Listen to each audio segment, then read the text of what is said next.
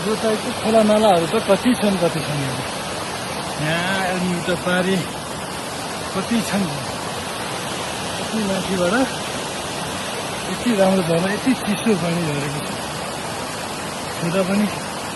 फ्रिजमा राखेको जस्तो पानी छ मस्तो छ अलि हिँड्नलाई चाहिँ गाह्रो छ हुँदो रहेछ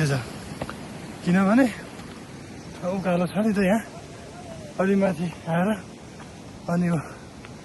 यहाँ आइपुग्दा गाह्रो फिल भइरहेछ साथीहरू चाहिँ उहाँ तल मस्त आइरहेको स्थिति छ हामी चाहिँ डिस्टेन्समा आइरहेछौँ साथीहरू चाहिँ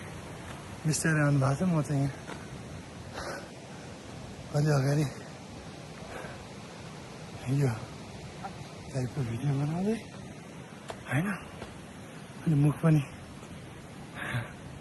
सुके जस्तो फिलिङ भइरहेको छ किनभने उकालो छ नि त यो माथिको डाँडामा पुग्नुपर्ने छ धेरै उकालो छ यो उकालोलाई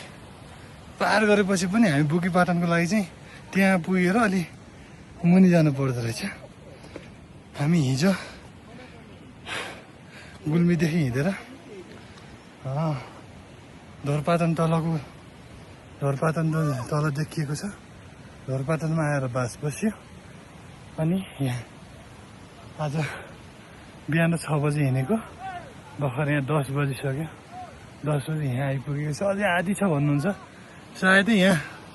मान्छेहरू यता माथि हुनुहुन्छ टन्नै हुनुहुन्छ यता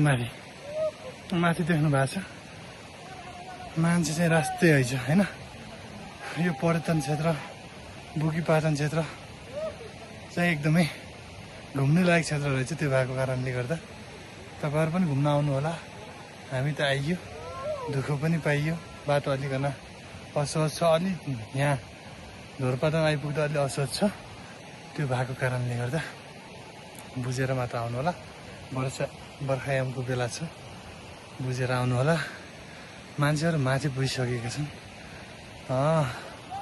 त्यति भन्दै तपाईँहरूलाई म जानकारी गराउन चाहन्छु साथीहरू चाहिँ उहाँ तल ठ्याक्कै उहाँ तल आउनु भएको छ पुलमा यो चाहिँ ठाडो खोला हो अनि यता पारीको दृश्य पनि हेर्नु होला यस्तो दामी छ देख्ने तर एकदम स्वर्गै हो कि स्वर्ग गए जस्तै हो होइन यति राम्रो छ घुम्न लायकको छ आउनु होला यदि फुर्सद मिले अनुसार होइन म्याक्सिमम हाम्रोतिरको मान्छेहरूलाई चाहिँ अब झन्डै अब 3 दिनै लाग्छ भनौँ न अब यहाँ हिजो आएर बसेको आज बिहान 6 बजी हिँडेको अझैसम्म हिँड्दैछ मजाले यस्तो छ अब स्थिति अब गाह्रै छ आउनु होला भिजिट गर्नु होला माथिको भिडियोहरू पनि तपाईँहरूलाई देखाउनेछु भन्न चाहन्छु अनि यो